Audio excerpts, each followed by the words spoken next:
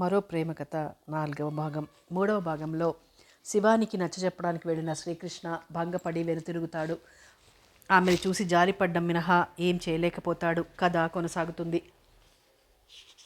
సిద్ధలింగయ్యకు భోజనం కాగానే తాంబూలం సేవించే అలవాటుంది. వాటి కోసమని వెండి పాందాన్ కొన్నాడు. అతనది ముందు పెట్టుకుని కూర్చున్నాడు. శివాని వచ్చింది. ఏమిటి ఆలోచిస్తున్నారు? మన వివాహమై 2 ఏళ్లైనా మనకు ఏ శుభవార్త లేదు. తొందరేం అన్నది నిర్లిప్తంగా. చూడు కాముడు, మనిద్దరికీ వయసులో ఉన్న తేడాను పురస్కరించుకొని ఎన్నో ఊహాగానాలు చేస్తారు జనం. మొన్నొక స్నేహితుడు ఏమని సలహా ఇచ్చాడో తెలుసా? ఏమన్నాడు? ఆమె గుండెలు వేగంగా కొట్టుకున్నాయి. ఆబూను పనిలో నుండి మాన్పించమన్నాడు. నీ భార్య వయసులో ఉన్నది, అతను వయసు పిల్లాడే అని. దానికి నేను ప్రాముఖ్యం ఇవ్వలేదనుకో. కొందరి స్వభావమే అంతలేండి. ఏదో అనకపోతే తోచదు.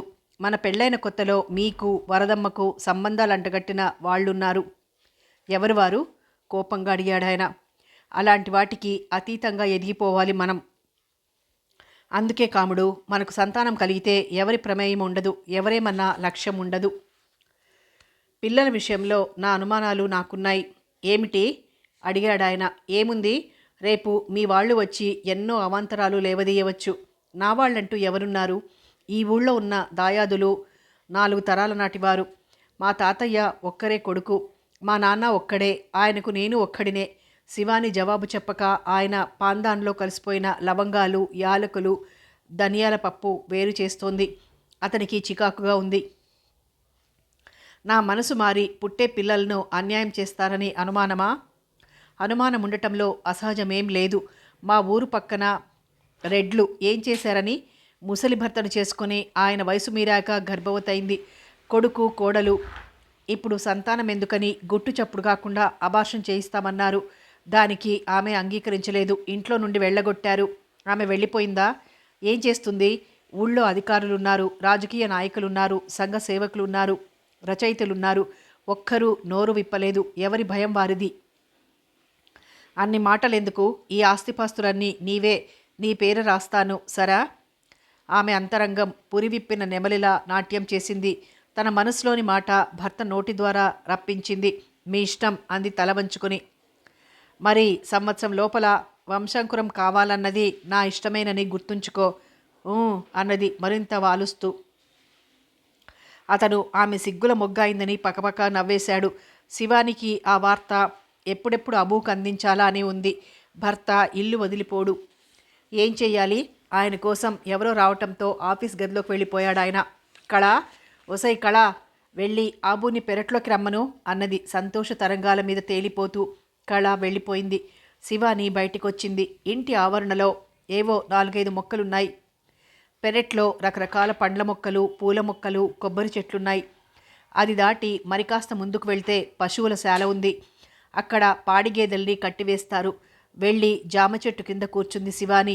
పెరటి తలుపులు లోపల నుండి వేస్తూ వచ్చాడు ఆబు. ఏమిటి పగలే పిలిచావు? అయ్యగారింట్లో ఉండగా కాస్త విసుగ్గా అన్నాడు ఆబు. ఆబు, నేను విన్న సంతోష వార్తను నీకు చెప్పకుండా ఎలా ఉండాలి? అందుకే పిలిచాను. అతనికి ఎదురు వెళ్ళి అతని మెడపై చేతులు వేసింది. ఏమిటి? ముఖం చిట్లించాడు. ఊహించి చూద్దాం. ఏ క్షణంలో అయ్యగారు వస్తానోనని నా గుండె బిక్కుబిక్కుమంటోంది. నా బుర్ర మొద్దుబారిపోయింది. ఈ ఆస్తంతా నాదే, ఆయన నా పేర పెట్టారు. అతని ముఖం కూడా ప్రసన్నమైంది. అయినా డబ్బు గురించి నువ్వెప్పుడు ఇబ్బంది పడలేదే అన్నాడు. అబ్బా, అది కాదు ఆబు. ఒకవేళ ఇప్పుడు మన సంగతి బయటపడ్డా పర్వాలేదు. నీ వాలకం చూస్తే ఈరోజే బయటపడేసి ఇద్దరం చిన్నబుచ్చుకునేలా చేస్తావు. అయ్యగారున్నప్పుడు పిలవొద్దు, జాగ్రత్త. అతని మాట పూర్తి కాకముందే ఒగరుస్తూ కళ పరిగెత్తుకుంటూ వచ్చింది. అయ్యగారు అబుని ఓ 10 సార్లు పిలిచారమ్మా, బజారుకు పంపానని చెప్పాను. అబు త్వరగా పెరటితల వైపు పరిగెత్తాడు. ఆగు, బజారెళ్ళి ఏం తెచ్చావంటే ఏం చెబుతావు? కళ పరిగెత్తుకు వెళ్ళి అంత క్రితమే తెప్పించిన గసగసాల పొట్లం తెచ్చి అతని చేతిలో ఉంచింది. శివానికి మండిపోయింది. ఈ టీవీ, ఈ మగసిరి ఉన్న వారెవరూ ఇంతవరకు కనిపించలేదు అనుకుంది. ఒక విధంగా అబు అంటే ఆమెకు పిచ్చి అభిమానం అనుకోవాలి. కాముకురాలు అనుకోవటానికి వీల్లేదు. మెల్లగా ఇంట్లోకొచ్చింది. కాముడు, ఆదుర్దాగా వచ్చాడు సిద్ధలింగయ్య. ఏమిటి? మీ నాన్నగారి ఆరోగ్యం పూర్తిగా పాడైపోయిందట. ఈ ఊరి ఆసుపత్రిలో చేర్పించారట. కబురు చేశారా? లేదు, మీ బంధువు వీరభద్రయ్య ఏదో పని మీద వచ్చి వెళ్ళాడు. జబ్బు చేస్తే కూతురికి చెప్పకూడని ధీమా ఏమిటో చూస్తాను. రోషంగా తలెగరేసింది. ఈ సమయంలో పంతాలు పట్టు కూర్చుంటే ఎలా? హారతి తీసుకుని వెళ్దామా? కాదు, పండ్లు తీసుకుని వెళ్దాం. ఇద్దరూ తయారై జీపెక్కారు. డ్రైవర్ ఆమె వంక ఏవగింపుగా చూశాడు. శివాని నిర్లక్ష్యంగా తలెగరేసింది. వాళ్ళు వెళ్లేసరికి రుద్రప్ప శివ సాన్నిధ్యం పొందాడని తెలిసింది. అతని శవాన్ని వరండాలో పెట్టారు. అతని పక్కన కూర్చుని కృష్ణ నిశ్చలంగా చూస్తున్నాడు. అప్పా! శివాని చేసిన ఆర్తనాదం అతని చెవులకు కర్ణ కఠోరంగా వినిపించింది. ఆమె వెళ్ళి తండ్రి శవం మీద పడి ఏడుస్తోంది. ఇంత అనర్థం ఎలా జరిగింది బాబు? సిద్ధలింగయ్య అడిగాడు. నాకు మాత్రం ఏం తెలుసండి, మామూలు జ్వరం అనుకున్నాం. పసిరికలు అయ్యాయట. ఒక్క మాట కూడా చెప్పలేదు. తెలుసుకునేసరికి చేయి దాటిపోయింది. అప్పుడైనా ఆయనకో కూతురుందని ఆమెకు చెప్పాలని తెలియలేదా? వెక్కుతూ అడిగింది. క్షమించు శివాని, మొదట కబురు నీకే చేయించబోయాను. మామయ్య అంగీకరించలేదు. అబద్ధం, మీరంతా కలిసి ఆడిన నాటకం. నమ్మటం నమ్మకమవటం నీ ఇష్టం అన్నాడు నీరసంగా. అంత కోపం ఎందుకండి? మా ఇంటికి వచ్చాడు కదా? సిద్ధలింగయ్య అడిగాడు. శ్రీకృష్ణ చూపులు అబు మీద నిలిచాయి. ఆయన నిజం చెప్పలేకపోయాడు. నాకెలా తెలుస్తుందండి? మరి దహన సంస్కారాలు? మామయ్య తనను ఖననం చేయమని చెప్పారండి. ఆయన యాత్రలకు వెళ్ళి కపాలేశ్వరం దగ్గర ఏదో నియమం ప్రారంభించారు. అందుకే శివాలయం వెనక అతడిని భూస్థాపితం చేయమన్నారు. అవన్నీ ఇప్పుడెందుకు? మూఢనమ్మకాలు. నిజమే, నేను మూఢనమ్మకాలకు ప్రాముఖ్యం ఇవ్వటం లేదు. ఆయన ఆశయానికి ఆయన కోరుకున్నది ఏదీ తీరలేదు. ఈ చిన్న కోరిక తీర్చడం ధర్మం అనుకుంటాను. సరే, అతను అంగీకరించాడు. సాయంత్రం అయ్యేసరికి తతంగం ముగించొచ్చారు. ఇంటికొస్తూనే హిస్టీరియా వచ్చిందానిలా ఏడ్చింది శివాని. భర్త దగ్గరగా వచ్చి ఓదార్చాడు. ఏం, ఎందుకు? వయసు మళ్ళింది అన్నాడు. నిజంగా తండ్రి వయసు మళ్ళిందా? భర్త కంటే 1-2 సంవత్సరాలు చిన్నవాడే అయి ఉంటాడు. నాకెవ్వరూ లేరు, బావురు మంది అతని ఎద మీద తలవాల్చి. అదేం మాట? నేను లేను? అతను ఆమె తల నిమిరాడు. శివాని పూర్తిగా మారిపోయింది. భర్తే ప్రాణం అన్నట్టుగా ప్రవర్తిస్తోంది. అతని భోజనం, ఆరోగ్య విషయాలు శ్రద్ధగా కనుక్కుంటోంది. స్వయంగా వడ్డిస్తోంది. కళ ఉందిగా? భర్త వారించబోతాడు. ఉంటే ఉందిలేండి, మీకంటే ఎక్కువ అనేది. అలాంటప్పుడు సిద్ధలింగయ్య ఉప్పొంగిపోయేవాడు. మనం ఒకసారి దేశం తిరిగొద్దాం. ఎక్కడికి వెళ్దాం చెప్పు? నాకు మైసూరులో ఉన్న కపాలేశ్వర్ని గుడి చూడాలని ఉంది. దానిపై చెక్కడాల గురించి నాన్నగారు చాలా గొప్పగా చెప్పేవారు. దాని గోపురం చూడవలసిందట. చుట్టూ పచ్చని తోటలు, కోనేరు. సరే, అప్పటికైనా శివుని అనుగ్రహం కలుగుతుందేమో చూద్దాం అన్నాడు. ఆమె అతడిని పూర్తిగా తన వలపు, వయస్సు మైకంలో ముంచేసింది. కాముడు కాముడు అంటూ ప్రతిదానికి ఆమె చుట్టే తిరిగేవాడు. చుట్టుపక్కల వారు ఏదో మందు పెట్టిందనుకునేవారు. శివాని ఆంతర్యం ఎవరికీ తెలియదు. ఆబు భార్యను తెచ్చుకున్నాడు. సిద్ధలింగయ్య పిండిమర దగ్గర 2 గదుల్లో కాపురం పెట్టాడు. ఆ రోజు ఆబు వచ్చేసరికి అన్నం కంచం పెట్టి అవతల గదిలో కూర్చుంది అతని భార్య. సరసు, ఓ సరసు అతను పిలిచాడు. జవాబు రాలేదు. అతను లోపలికి వెళ్ళాడు. సరసు పొయ్యి కవిముఖంగా మోకాలిపైన గడ్డమాంచి కూర్చుంది. సరసు ఎప్పటిలా తలపై ముట్టాడు. ఆమె నవ్వుతూ ఇటు తిరగలేదు.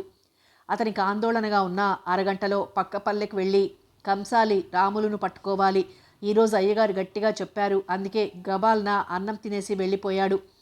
అతను అలా వెళ్తుంటే మనసు వెక్కి వెక్కి ఏడ్చింది. అతను అప్పటికే చాలా దూరం వెళ్ళిపోయాడు. సరసు అసలు పేరు లక్ష్మీనరసమ్మ. ఆబుయే ముద్దుగా సరసు అంటాడు. అలా పిలిచినప్పుడు ఊళ్ళో వారు తన అదృష్టాన్ని తెగ మెచ్చుకునేవారు. నీ భర్త మంచి సరసుడే అనేవారు. పెద్దకామందు పున్నయ్య భార్య, స్నేహితురాలంతా తెగ మెచ్చుకున్నారు. మీ ఆయనకేమే దొర, మా సన్యాసులున్నారు చూడు, ఒసేయ్ ఏమే అంటారు, లేదా ఓ ఇదిగో అంటారు. పోండే, తను నవ్వేది. తన తల్లి తండ్రి ఎంతో చెప్పారు జాగ్రత్త అని. తను జాగ్రత్తగా ఉన్నా రావాల్సిన అనర్థం రానే వచ్చింది. తనేం లోపం చేసింది? తనకు అతనేం లోపం చేయలేదు. తనకున్నంతలో ఏదడిగినా లేదు అనటం లేదు. తను బయటికి వెళ్ళి నలుగురి కళ్ళల్లో పడరాదని రోజు మంచినీళ్లు తెచ్చిస్తాడు. మరి మరి మర దగ్గర ఉడ్చే మల్లమ్మ అలా అందేమిటి? ఏం పిల్ల, ఒక్కదానివే ఉన్నావా? ఆయన అయ్యగారు వెంట పట్నం వెళ్ళారు. ఏమిటి? అయ్యగారి వెంట పట్నం వెళ్ళాడు. "ఉమ్, అయ్యగారు వెంట వెళ్ళాడో అమ్మగారి పడకటింట్లో దూరాడో నీకేం తెలిసే పిల్ల?" వంకరగా నవ్వింది. సరసు హృదయంలో మొండిబాకు దిగినట్లనిపించింది. తన బావ అందగాడు, ఆజానుబాహుడు. అంతరంగ తరంగాలు ఉవ్వెత్తున లేచిపడుతున్నాయి. మనస్సులో పెనుతుఫాను ప్రారంభమైంది. దానికి తోడు భర్త ప్రవర్తన. తను అలిగినా లెక్కలేదన్నమాట. తిని వెళ్ళిపోయాడు. అసహాయంగా ఏడుస్తూ కూర్చుంది. ఆమెకు కాలగమనమే తెలియలేదు. సరసు భుజం మీద బలమైన చేయి పడింది. ఎదురుగా భర్తను చూసి నమ్మలేకపోయింది. "అప్పుడే వచ్చేసావా?" అన్నట్టు చూసింది. "ఇప్పుడు సమయం ఎంతో తెలుసా? 5 అయింది. అయ్యగారు లేరు, త్వరగా వచ్చేశాను." ఆమె గడ్డం పట్టి తలెత్తాడు. "అరే, ఏడుస్తున్నావా? ఏమైంది సరసు, ఏమైంది? అమ్మ వాళ్ళని చూడాలనుందా?" కాదన్నట్లు తలాడించింది. "మరేమిటి? ఇంట్లోకి వస్తువులేమైనా కావాలా?" వద్దన్నట్టు అడ్డం తిప్పింది. "మరి ఎవరైనా ఏమైనా అన్నారా?" ఈసారి అతని ఎదలో తలదాచుకుని బావురుమంది. "ఎవరు? మా వాళ్ళెవరు రారే? మల్లమ్మ ఏదైనా అందా?" అతని ప్రశ్నకు మౌనం వహించింది. అతనికి అర్థమైపోయింది. వెంటనే భార్యను దూరం జరిపాడు. గబగబా వెనక గుడిసెల వైపు వెళ్ళి మల్లమ్మ రెక్క పట్టి ఈడ్చుకొచ్చాడు. "మల్లమ్మ, మా ఆవిడనేమన్నావు?" "ఓ నాయనో, నేనేమన్నా? ఏమన్నానే పిల్ల? చెప్పు సరసు."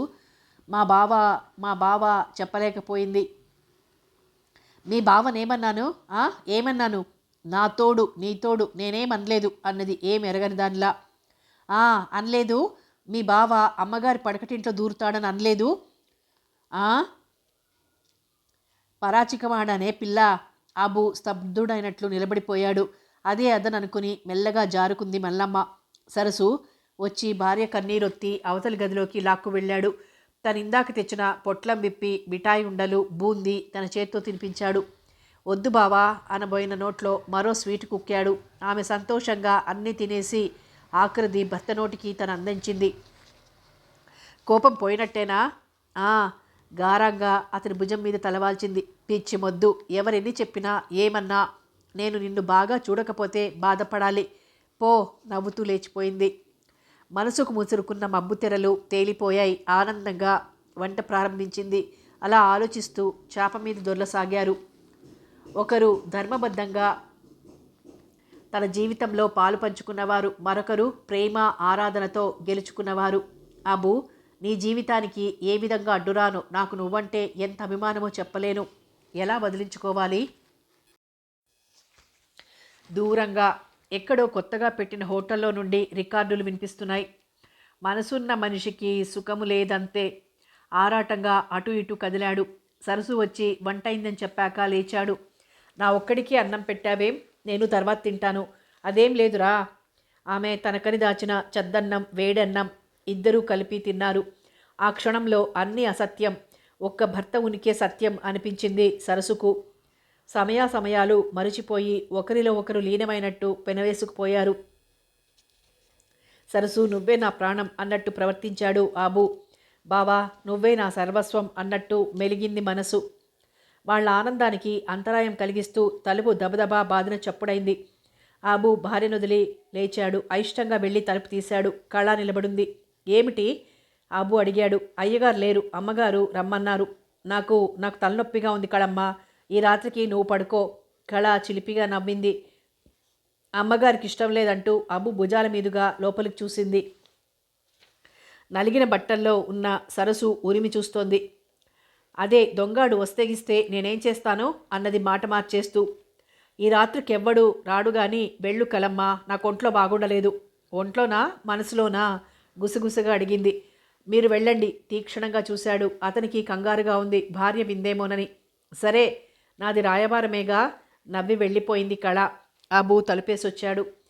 "మీ అమ్మగారు ఎలా ఉంటుంది?" తలుపేసొచ్చిన భర్తను అడిగింది సరసు. "ఎందుకు?" నవ్వుతూ ఆమె బుగ్గ మీద చిటిక వేశాడు. "ఊరికేనే." "అబ్బా, పగలు చూస్తే రాత్రి కల్లోకొస్తుంది. అంత భయంకరంగా ఉంటుందా?" "ఆమె ఎలా ఉంటే మనకేం, నువ్వు అందంగా ఉన్నావు చాలు" అన్నాడు నుదురుతో ఆమెకు ఢీ ఇచ్చి. "నల్లగా ఉంటుందా, తెల్లగా ఉంటుందా?" "నల్లగా, లావుగా, చింతమొద్దులా ఉంటుంది. నీ కాలిగోటికి కూడా సరిపోదు" అని దీపం ఊదేశాడు. సరసు అన్నీ మర్చిపోయి ఆనంద సుఖాలలో తేలిపోయింది. కుండ మార్పిడి కాబట్టి మర్యాదలు చేయలేదని అనుకుంటానని త్రిపుర వివాహం ఘనంగా లోటు లేకుండా చేశాడు శ్రీకృష్ణ. దానికి సుశీల ప్రోత్సాహం చేయూత ఉన్నాయి. ఆ రోజు శివానంద్ భార్యతో తిరుపతి వెళ్ళాడు. అప్పుడు గాని శ్రీకృష్ణకు తీరిక చిక్కలేదు. పొలం నుండి వస్తుంటే నీరు ఎండిపోయి ఇసుక తేలి గమ్మత్తుగా కనిపించింది ఏరు. ఏటి ఒడ్డున బండ మీద తను శివాని కూర్చోవటం గుర్తుకొచ్చింది. తొలివలపే తీయనిది అంటే నవ్వుకున్నాడు, కానీ కొంత నిజం లేకపోలేదేమో అనిపించింది. అతను చిన్న చిన్న రాళ్లు ఏరి ఏట్లోకి విసిరాడు. నీళ్లల్లో పడి లయబద్ధమైన శబ్దం రాలేదు. టప్మని అక్కడున్న ఇసుకలో కలిసిపోయాయి. అందమైన రూపం, అంతకంటే అందమైన నడక, నడుస్తున్నప్పుడు తాచుపాములా ఊగే జడ అతను ఎప్పటికీ మర్చిపోలేడు. శివాని శివాని అంటూ అతని హృదయం ఆక్రోశించింది. అపూర్వమైన అందం గల అమ్మాయికి అంతరంగం అపారమైన కోర్కెలతో అల్లకల్లోలం చేసింది. విధి గాఢంగా నిట్టూర్చాడు. అతని భుజం మీద గడ్డ మానింది. ఉలిక్కిపడి తిరిగాడు. ఎప్పుడొచ్చిందో తన పక్కన కూర్చుంది సుశీల. నువ్వెప్పుడొచ్చావు? మీరు పొలం పెడుతుంటే ఏం చెప్పానో మీకిష్టమని గారెలు వండుతారు, త్వరగా రమ్మనలేదా? ఓ మర్చిపోయాను. అవునులేండి, మర్చిపోవటానికి నేనే దొరికాను. బుంగమూతి పెట్టింది. అది కాదు సుశీ, ఇంట్లో ఉక్కగా ఉంది, ఇక్కడ హాయిగా చల్లగా ఉంది అన్నాడు ఆమె వైపు తిరిగి. ఆ మాట చెబితే నేను కూడా గారెలు పట్టుకొని వచ్చేదాన్ని అన్నది. ఇంకా నయం, ఇప్పటికే మన ఇద్దరిని గూర్చి అందరూ రకరకాలుగా అనుకుంటారు. ఇక్కడ మనం భోజనం చేశామంటే ఇంకేమైనా ఉందా? అతను లేచాడు. ఆమె కూడా లేచింది. నేను వెళ్తాను, కాసేపు ఆగిరండి అన్నది. మళ్ళీ ఆగడమా? దేనికట? ఇందాక మీరే చెప్పారు కదా ఇప్పటికే మన గురించి అందరూ అనుకుంటున్నారని. ఆమె అతనికి చాలా దూరమైంది. అతను మరోసారి నిట్టూర్చాడు. సృష్టి చిత్రం ఏ శాస్త్రజ్ఞుడికి అంతుపట్టదేమో. సుశీల సార్థక నామధేయురాలు. ఎవరికి కష్టం కలగనీయదు. అందరినీ అర్థం చేసుకోవాలని ప్రయత్నిస్తుంది. మేధావులు కొట్టుకు చచ్చే కొన్ని విషయాలను అతి సునాయాసంగా అవగాహన చేసుకుంటుంది. అందమైన అంతరంగం, అతి సామాన్యమైన రూపం, ఆత్మీయమైన ఆరాధనకు తన ప్రేమ, తన సర్వస్వం గులాం అవ్వక తప్పటం లేదు. మెల్లగా నడుస్తూ ఊళ్ళోకొచ్చాడు. యువతల పక్కన ఆలయ ప్రాంగణంలో అందరూ కూర్చొని మాట్లాడుకుంటున్నారు. రాకృష్ణ, ఏమిటి అమ్మాయిని పొలం పనులకు తీసుకెళ్తున్నావా? ఊరి సర్పంచ్ అడిగాడు. అబ్బే లేదు బాబాయ్, తనకు అర్జెంటుగా ఏదో కావాల్సి వస్తే వచ్చింది అన్నాడు. ఏదో అంటే? అడగలేక నవ్వాడో ముసిలి తాత. ఏమిటర్రా, ఏడ్చినట్టే ఉన్నాయి మీ హాస్యాలు, సర్పంచ్ మందలించాడు. వరసైనవాడు అంటే తప్పేముంది? రారా శ్రీకృష్ణ. మరొకతను తన పక్కన చోటు చూపాడు. శ్రీకృష్ణ కూర్చోక తప్పలేదు. అతనికి ఇబ్బందిగా ఉంది. పల్లెల్లో దాపరికాలు, మర్మం మాటలు తెలియవు. ఎంత నోటికొస్తే అంతా అనేస్తారు. ధరలు మండిపోతున్నాయిరా అబ్బాయి, వీటిని అరికెట్టేది ఎలాగో అర్థం కావటం లేదు. కరణంగా నిట్టూర్చారు. ఒక వస్తువు ధరలే పెరగటం లేదు కదా, జీతాలు పెంచారు, అన్నీ పెరిగాయి. ఏం పెరిగాయిరా అబ్బాయి, మధ్యతరగతి వారు మగ్గిపోతున్నారు. ఉన్నవాడు లేనివాడు బాగానే ఉన్నాడు. మరొకతను అన్నాడు. నిన్న మొన్నటి వరకు నిరంతరం నన్ను వేధించే సమస్య అదే బాబాయ్.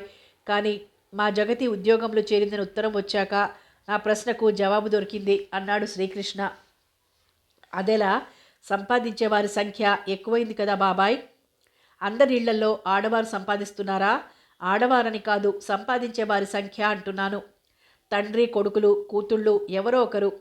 జగతి చినమామగారు చాలా పెద్ద ఆయన. ఇంటి ముందు ట్యుటోరియల్ లాగా పెట్టుకొని నెల100 రూపాయలు సంపాదిస్తారు.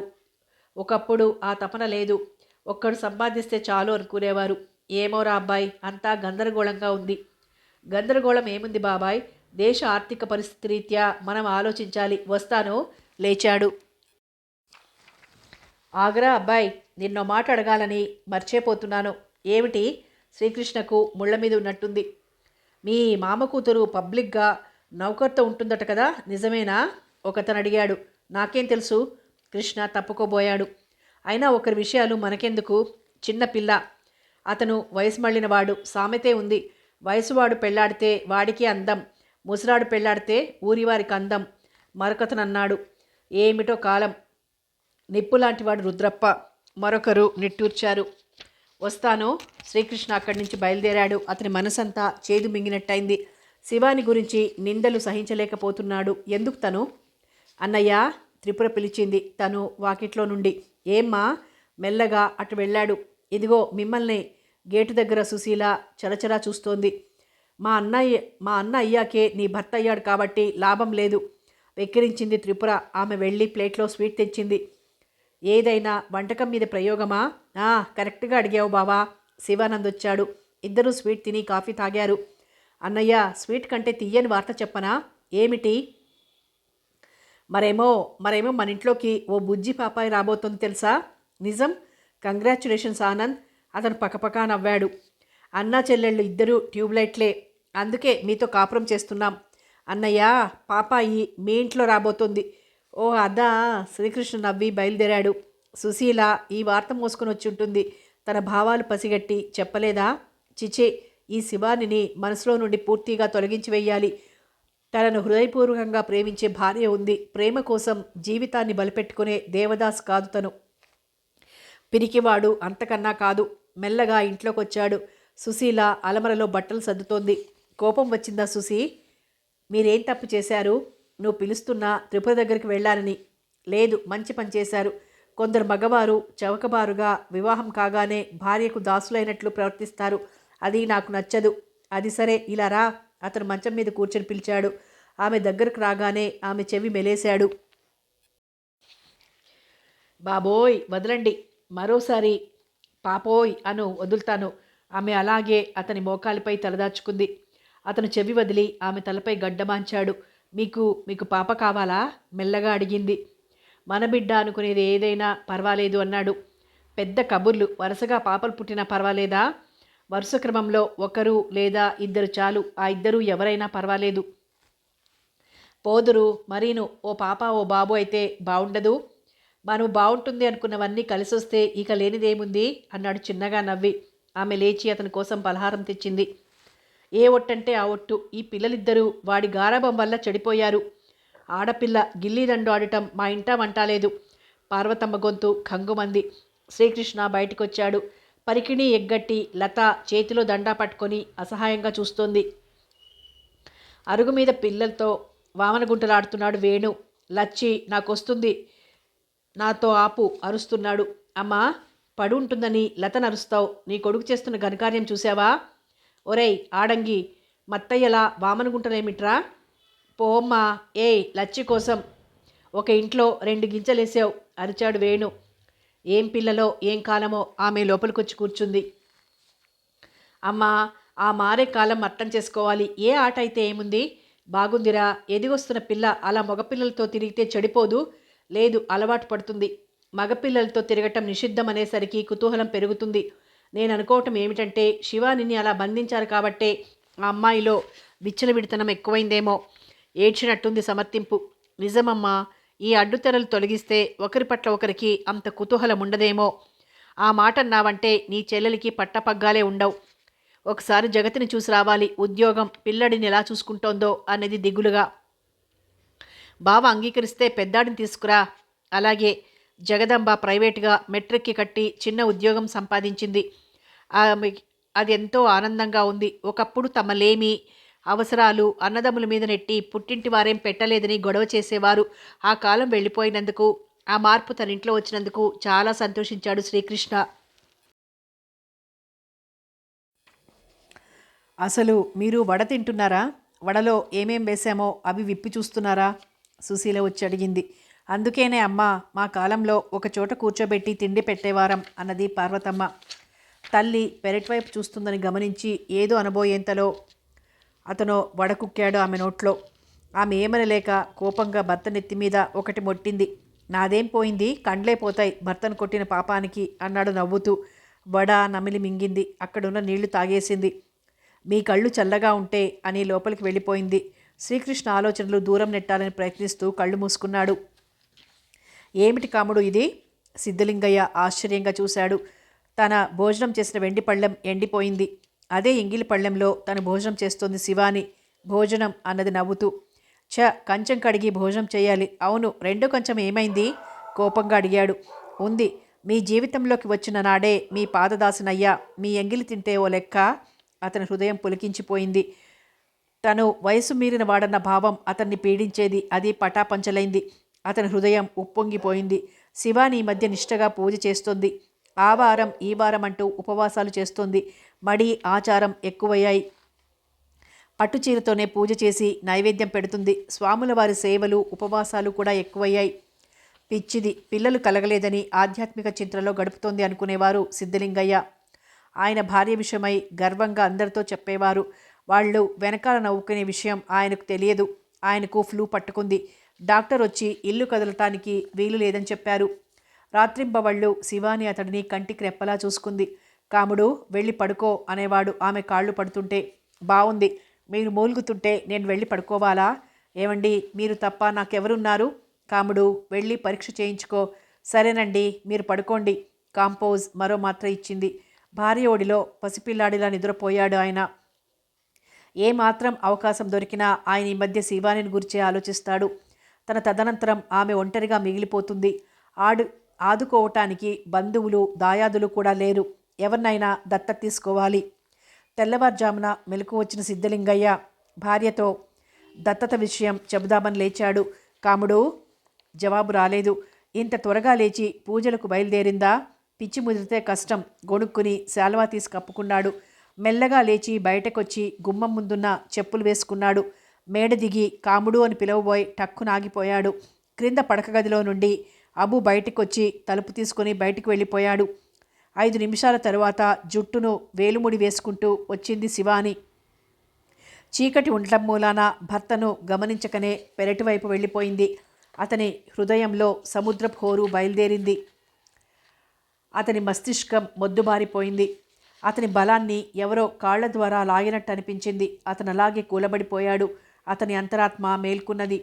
తన భార్య కుంతీదేవిలా భర్తను అపుత్రస్య గతిర్నాస్తి అనే పాపం నుండి కాపాడుతుందేమో. అందుకే ఈ సాహసం చేసింది. కానీ అబూ కొడుకును తన సంతానంగా తను స్వీకరించగలడా? అతను ఆకర్మేటుపై కూర్చుండిపోయాడు. అతని హృదయం మహాసాగరమైంది.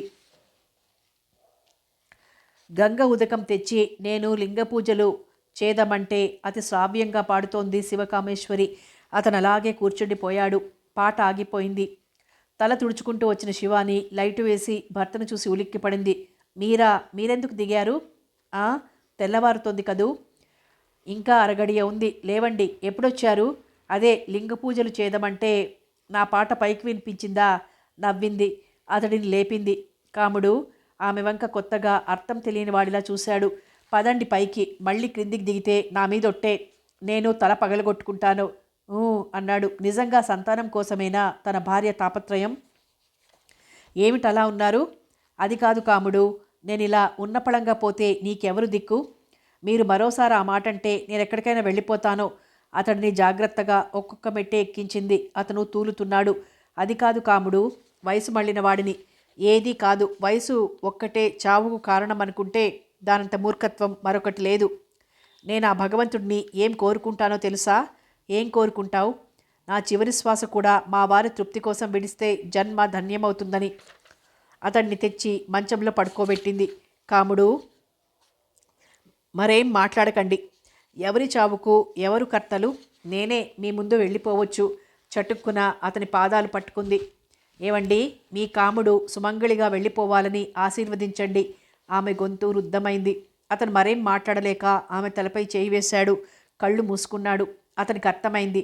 తనను పున్నామ నరకం నుండి తప్పించటానికే భార్య అవినీతి అక్రమం అని ఆలోచించక సంతానం కోసం అబూతో ఊహించలేకపోయాడు. ఆమె కాముకి విశృంఖలత్వం గల స్త్రీ అయితే ఎందరూ లేరు. ఆమె అందానికి సలాములు కొట్టేవారు. అబూ అయితే గుట్టు చప్పుడు కాకుండా తన పరువు ఉంటుందనా?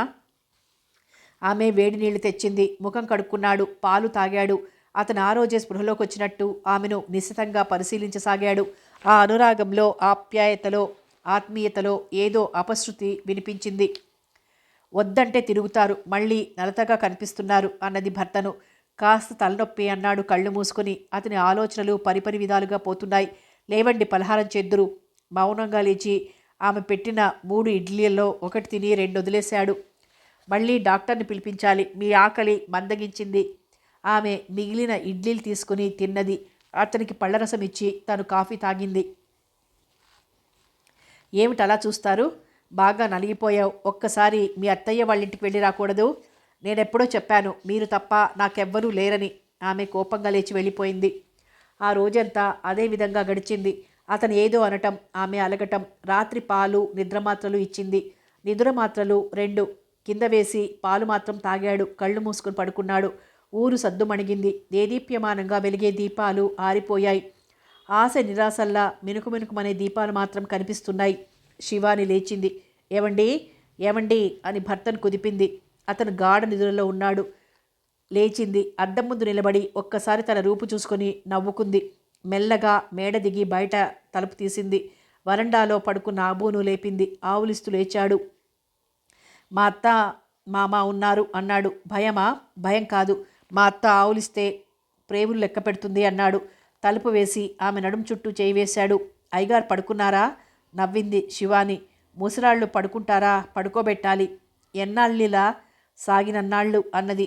అతను మంచం మీద కూర్చోగానే అతను ఒడిలో వాలిపోతూ, అబ్బో, ఈ మంచి సమయంలో ఎన్నాళ్ళు ఎన్నేళ్ళు అంటూ ఆనందానికి అంతరాయం కలిగించకు. నిన్ను చూసిన మరుక్షణం నా జీవితం నీకు అంకితం అనుకున్నాను. ఆ సుందరమూర్తితో ఇదే మాట అన్నావా? చిచి. లేచి కూర్చుంది. అతను ఆమెను వెళ్ళనివ్వలేదు. అతనితో నీకు పోలిక? అతను అవసరానికి పనికొచ్చాడు అంతే. ఇక నా భర్త అంటావా? ఈ తాళ్ళొకటి ఏడ్చిందిగా, తెంపి పారేయ్. అదే అవుతుంది చివరకు. అబ్బూ, వలిచి వచ్చానని చులకన చేయకు. నీ సమక్షంలో నాకు స్వర్గం కనిపిస్తుంది. నీ వల్ల నా కోరికలు తీరాయి. నిజమా? అనుమానం ఎందుకొచ్చింది? ఏం చేయమంటావు? అతనేం మాట్లాడలేదు. ఆమె బుగ్గలు, మెడ తమకంగా ముద్దు పెట్టుకున్నాడు. ఆమె లైట్ ఆర్పేసింది. కాలగమనం తెలియలేదు. హాల్లోని అలారం మోగింది. అటు అబూ కౌగిలి నుండి లేచింది శివాని. గబగబా బయటికొచ్చింది. బయట తలుపులు బార్లా తెరుచున్నాయి. అబూ పిలిచింది భయంగా. అబూ వచ్చి పరిస్థితి అర్థం చేసుకున్నాడు. కళమ్మగాని తీసిందేమో. మాట పూర్తి కాకపూర్వమే అతనికి కళ కనిపించింది. ఆమె ముడుచుకు పడుకుంది. అతను అనుమానంగా ఇల్లంతా తిరిగాడు. భోజనాలయ్యాక వెండి కంచాలు తెచ్చి అలమరలో పెడతారు. అవి అలాగే ఉన్నాయి. కళమ్మో మనమో మర్చిపోయి ఉంటాం. కంగారు అక్కర్లేదు అన్నాడు. అతను అనుమానంగా పైకి వెళ్ళాడు. అక్కడ సిద్ధలింగయ్య మంచం ఖాళీగా ఉంది. అంతా వెతికారు. ఎక్కడా కనిపించలేదు. ఆమెకు దిండు కింద తనిచ్చిన నిద్రమాత్రలు మాత్రం దొరికాయి. కొంచెం కొంచెంగా పరిస్థితి అర్థమైంది. అప్పటికే అబూ వీధిలోకి వెళ్ళాడు. 2 రోజులు గడిచినా ఆయన తిరిగి రాలేదు. అసలు ఆయన విషయం ఎవ్వరికీ తెలియదు. ఊరవతల గుడిసెల్లో ఉన్న స్త్రీ మాత్రం తను ఒంటికి లేచినప్పుడు ఒక తెల్ల బట్టల వ్యక్తి నడుచుకుంటూ పట్నం వైపు వెళ్ళటం చూశానంది. అబూ, ఆయనేనంటావా? శివాని దిగులుగా అడిగింది. ఏమో, ఎలా తెలుస్తుంది? అది కాదమ్మా, మొన్నో రోజు సత్యసాయిబాబా వారి దగ్గరికి వెళ్ళాలన్నట్టున్నారు గుర్తు నాకు. కళ అన్నది. అబూ, ఒకసారి హైదరాబాద్ వెళ్ళొస్తావా? అలాగే. అబూ వెళ్ళిపోయాడు. అయ్యగారు నడవగలిగే స్థితిలో ఉన్నారంటావా? శారీరకంగా లేకపోయినా మానసికంగా దృఢంగానే ఉన్నారు కళ. ఆయన రాత్రి బహుశా నన్ను అబ్బును చూచుంటారు. నేను ఇక్కడే పడుకున్నానమ్మా. నీ మొద్దు నిద్ర నేను అరగందా? పాడు సమాజం స్త్రీ స్వేచ్ఛకు ఇన్ని అడ్డంకులు ఎందుకు పెట్టిందో. అయినా ఈ ముసలాడికేం పోయే కాలం. నేనేం తనను అన్యాయం చేయలేదుగా. చిందులు వేసింది శివాని. బంధువులైతే లేరు గాని స్నేహితులు, ఆయన దగ్గర వడ్డీలకు డబ్బు తీసుకునేవారు మాత్రం వచ్చి ఆయన గురించి అడిగారు. ఆయన చాలా కాలంగా యాత్రలకి వెళ్ళాలనుకున్నారు. అక్కడికే వెళ్ళారు అని చెప్పింది శివాని. అందరూ నమ్మిన జీపు డ్రైవర్ మాత్రం నమ్మలేకపోయాడు. అతను శివానిని, కళను అనుమానంగా చూశాడు. శ్రీకృష్ణ కూతుర్ని కడుపు మీద వేసుకుని ఆమె ముద్దు మాటలు వింటున్నాడు. ఊళ్ళో చదువులు ఎందుకు పనికిరాకుండా పోతున్నాయని లతను, వేణును హాస్టల్లో చేర్పించాడు. ఖర్చు అని పార్వతమ్మ గొడవ చేసిన భార్యాభర్తలు నిబ్బరంగా ఉన్నారు. అత్తయ్య, మనకు మడులు మాన్యాలు లేవు. పిల్లలకు చదువైన అబ్బని ఈ 2-3 ఎకరాలకు 4 కొట్టుకోవడం దేనికి? నిజమేనే, అబ్బాయికి ఎంత ఇబ్బంది. అవన్నీ మేము చూసుకుంటాం. నువ్వు హాయిగా మనవరాళ్లతో ఆడుకో. రేపు ఒక్క కూతుర్ని అని మా నాన్న నాకేదైనా ఇస్తారు. దానిపై వేణుకు హక్కుండదు. అతను చదివి ఉద్యోగస్తుడు కావాలి. సరేనే తల్లి అన్నది. మనసులో మాత్రం నిన్న శివుడు చల్లగా చూడాలే తల్లి. అటు వివాహం కాగానే ఇటు వేరు కాపురం అనే రోజుల్లో భర్త తోబుట్టువులను గురించి ఆలోచిస్తున్నావు అనుకుంది. శ్రీకృష్ణకు పొలం పనులు, పంట అమ్మి డబ్బు భార్యకి ఇవ్వటం వరకే బాధ్యత. జమా ఖర్చులు, ఇంటికి కావలసిన వస్తువులన్నీ చూసుకోవటం సుశీల వంతు. కోడలికి సహకరిస్తూ మనమరాలితో పురాణాలు వింటూ కాలక్షేపం చేయటం పార్వతమ్మ పని. అవసరం అనుకుంటే అప్పుడప్పుడు కూతుళ్ళ దగ్గరికి వెళ్ళొస్తోంది. అబ్బా, ఈ అత్త చెత్త, మరదులు మరదుళ్ళు అంటూ ఏం పాకులాడతావు సుసి? మరో గోల. మన మహిళా సమాజంలో చేరు, రమణి వచ్చి అడిగింది. అలాగా, నవ్వింది సుశీల. ఏమిటే నవ్వుతావు? సమాజం అంటే ఎవరే రమా? మన చుట్టూ ఉన్నవారే. ఈ సమాజంలో మనవారు ఉన్నారు కదా. ఛీ, నీది సంకుచిత స్వభావం. నువ్వెట్లా అనుకున్నా నాకు అభ్యంతరం లేదు. గాంధీ గారు ఏమన్నారో తెలుసా? సమాజాన్ని బాగు చేస్తానని చంకలు కొట్టుకోకు. నీ కుటుంబాన్ని బాగుపరుచుకుంటే సమాజం దానంతట అదే బాగుపడుతుంది. అయితే నీ దృష్టిలో సంఘ సంస్కృతులంతా మూర్ఖులేనంటావు. రమణి కోపంగా చూసింది. కాదు, వారు మహానుభావులంటాను. తన వారినే కాక బయటవారి బాగోగులు చూశారు. నా వారిని సరిదిద్దుకున్నాక సమయం ఉంటే సంఘ సంస్కృతనవుతాను. రమణి వెళ్ళిపోయింది. కూతురుతో ఆడుతున్న శ్రీకృష్ణ చెవులు తన పనిని సక్రమంగా చేస్తున్నాయి. ఏయ్, నా పేరు సుశీల. అమ్మో, భార్యను పేరు పెట్టి పిలవటమే. నువ్వు నన్ను పిలుస్తున్నావా? ఏమండి, రైలు బండి అంటావు. అయ్యా శ్రీకృష్ణ, ఇదిగో పేరుతో పిలిచాను. ఆ ఏలు గీలు మానేయండి. ఇలా రా. ఆమెను దగ్గరగా పిలిచి చెంపను గాఢంగా చుమ్మించాడు. అబ్బాయ్, ఎన్నడూ రానిది హడావిడిగా గదిలోకి వచ్చిన పార్వతమ్మ కొడుకు నోటి దగ్గర కోడలి బుగ్గ చూసి వెనక్కి జరిగింది. వస్తున్నానమ్మా. కూతుర్ని భార్యకిచ్చి లేచాడు శ్రీకృష్ణ. కళ్ళతో వెక్కిరించింది సుశీల. ఏమ్మా? బయటకొచ్చి అడిగాడు. దానికి ఎన్ని గుండెలో చూడరా? ఎవరికమ్మా? అదేరా, ఆ కాముడికి. దాని భర్త దేశాలు పట్టిపోయాడు. ఒక్క మాటైనా చెప్పిందేమో చూడు.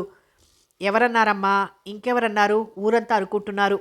మొదట అంతా యాత్రలకు వెళ్ళాడని అనుకున్నారట. ఇప్పటికీ 3 నెలలైందట. చిత్రంగా ఉందే. అవును, నేను కూడా ఆ ఊరు వెళ్ళక చాలా రోజులైంది. ఒకసారి వెళ్ళి చూసిరారా? మనం వెళ్ళాల్సిందే గాని శివానికి ఆ అబ్బు తప్ప మరెవ్వరూ అక్కర్లేదమ్మా. ఏదోరా రక్త సంబంధం. పార్వతమ్మ కళ్ళు నీటితో నిండిపోయాయి. ఏడ్వకమ్మా, నేను వెళ్ళి విషయం ఏమిటో కనుక్కొస్తాను, సరేనా?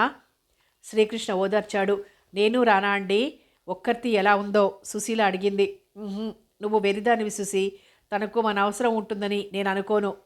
శ్రీకృష్ణ మరో 10 నిమిషాల్లో బయలుదేరాడు. సుశీల భర్తను సాగనంపి అలాగే గుమ్మం పట్టుకుని నిల్చుండిపోయింది. మనిషికి కావలసిందేమిటి? స్వేచ్ఛకు అర్థమేమిటి? నిజంగా శివాని ఊహించినట్టు లైంగిక స్వేచ్ఛ అనుమతిస్తే అనర్థాలు జరగవా? ఆ బిడ్డలకు తల్లిదండ్రులెవరు? తల్లి ఉంటుంది. తండ్రి విషయం? పశువులకు మనుషులకు భేదమేముంటుంది? ఇప్పటికే వాతావరణం కల్తీ అయిపోయింది. దీని నుండి విముక్తి దొరకదా? పాశ్చాత్య దేశాలలోని ఉదాహరణ తీసుకుంటారు. భర్త చెప్పినట్టు రోజుకు కొన్ని హత్యలు ఈ ప్రేమ కోసమే జరుగుతాయట. ఆమెకంతా అయోమయంగా ఉంది. తను శ్రీకృష్ణను ప్రేమించింది. ఆ ప్రేమతోనే అతని హృదయాన్ని గెలుచుకుంది. అతనితో తృప్తిగా ఉంది. తనెప్పుడూ తనకంటే పై అంతస్తులో ఉన్న వారితో పోల్చి చూసుకోలేదు. రోజు పూట గడవడానికి బాధపడే వారిని చూసి బాధపడుతుందే తప్ప తనకు లేని దాని గురించి బాధపడదు. అదెంతో సుఖాన్నిస్తుంది. అబ్బాయి వెళ్ళి చాలాసేపైంది. శిరీష ఏడుస్తోందే. పార్వతమ్మ పిలవటంతో లోపలికి వెళ్ళింది. శిరీషను తీసుకుని పాలు తాగించింది. అత్తగారికి టీ చేసి ఇచ్చింది. నువ్వు తాగరాదే? వారు రానివ్వత్తయ్యా. వారు వెళ్ళిందే ఇప్పుడు అన్నది నవ్వుతూ. నాకు తాగాలని లేదు అన్నది. అత్త కోడళ్ళు కలిసి పెరట్లో మొక్కలకి పాదులు చేశారు. అత్తయ్య, మీరు వెళ్ళి జగదాంబ కొడుకుని తీసుకురండి. అభిమానంతో తీసుకువెళ్ళింది. వెళ్ళని. అలా పంతాలకు పోతే ఎలా అత్తయ్యా? తను ఉద్యోగం చేస్తోంది. మీరు సహకరించకపోతే ఎలా? తనను కావాలని బీదవారికి ఇచ్చామంటుంటే మనకేనా అభిమానం లేనిది? అది కళ్లకు కనిపించే సత్యం. ప్రతి సంతానం తన తల్లిదండ్రుల నుండి సమానమైన ప్రేమ పొందాలనుకుంటారు. అది తప్పు కాదు. వయసు పెరిగాక ప్రేమను తూచలేమని తెలుసుకుంటారు అన్నది. అయితే నీ వయసు చాలా పెరిగిందన్నమాట, అవునా? అత్తగారి సూటి ప్రశ్నకు సిగ్గుపడింది. ఇద్దరు పనులు పూర్తి చేసుకుని ఇంట్లోకి వచ్చేశారు. శ్రీకృష్ణ తల పట్టుకొని కూర్చున్నాడు. అప్పుడే వచ్చేసావా? పార్వతమ్మ విస్మయంగా అడిగింది. శివాని లేదమ్మా. అక్కడున్న ఏం చేయాలి? శివాని లేదా? ఎక్కడికి వెళ్ళింది? ఆయన రమ్మన్నారు. వెళ్తున్నానని చెప్పిందట. ఎవరికి సరిగ్గా తెలియదు. ఎంత పనిచేశావే కాముడు, బావురుమన్నది పార్వతమ్మ. ఆ అబ్బు కుటుంబం కూడా లేదమ్మా. పొలాలు అవి ఎవరు చూస్తున్నారండి? సుశీల అడిగింది. పొలాలు ఆయన ఉండగానే కౌలుకిచ్చాడు. మళ్ళీ మృగశిర కార్తె వస్తే తెలుస్తుంది. పరువు మాలింది. ఆయన్ని ఏం చేసి వాడి వెంట వెళ్ళిందో. పార్వతమ్మ ఏడ్చింది. అదే తెలియదమ్మా. అక్కడ చుట్టుపక్కల వారికి చెప్పి వచ్చాను, జాడ తెలిస్తే తెలియజేయమని. ఇల్లు తాళం పెట్టుందా? ఆ, బయట గేటుకే తాళం వేశారు అన్నాడు. అతని మనసు అల్లకల్లోలంగా ఉంది. శివానిని అర్థం చేసుకున్నాను అనుకున్నాడు గాని పూర్తిగా పొరబడ్డాడు. ఆ రాత్రంతా నిద్రలేక గడిపాడు. పనుల వల్ల పాప అల్లరి వల్ల అలసిపోయిందేమో. సుశీల నిద్రపోయింది. పాప లేచినా గమనించలేదు. ఆ మర్నాడంతా శివాని గురించి ఆరా తీస్తూనే ఉన్నాడు. ఆమెకు మిగిలిన బంధువు, ఆత్మీయుడు తనే. తన కళ్ల ముందు ఎర్ర తేలులా అందరికీ భిన్నంగా ఉండే పసిపాప ప్రత్యక్షమైంది. చూడు బావా, వీళ్ళంతా వెక్కిరిస్తున్నారు అనేది చింపిరి జుట్టు ఎగదోసుకొని. తెలిసి తెలియని వయసులో ఎన్ని అనుకున్నారు. ఆ పాపను అపురూపంగా చూడాలని, ఆప్యాయంగా హృదయానికి హత్తుకోవాలని. కానీ విధి వక్రించింది ఎందుకో. తెల్లవారాక గాఢ నిద్ర పట్టింది. పడుకోనివ్వండత్తయ్యా, ఆయన ఏనాడైనా 5 దాటాక పడుకున్నారా? సుశీల కంఠమది. కళ్ళు విప్పబోయినా విప్పబుద్ధి కాలేదు. ఏమిటి ప్రేమతత్వం అని ప్రశ్నించాడో కవి. అది నిజమే. ప్రేమ అనేది ఉన్నదా? దానికి ప్రత్యక్ష నిదర్శనాలు. తను, తన భార్య, తన హృదయం శివాని కోసం పరితపించినట్లే అనుక్షణం తన కోసం బాధపడుతుంది. తన క్షేమం కోసం తహతహలాడుతుంది. ఏమండి, నుదురింత వేడిగా ఉందేం? జ్వరం వచ్చిందా? ఆదుర్దాగా సుశీల్ అంటుంటే కళ్ళు తెరవబోయాడు శ్రీకృష్ణ. కానీ అవి మూసుకుపోయాయి. మగతగా పడుకొని ఉండిపోయాడు. అతను ఎక్కడెక్కడికో వెడుతున్నాడు. కథ కొనసాగుతుంది.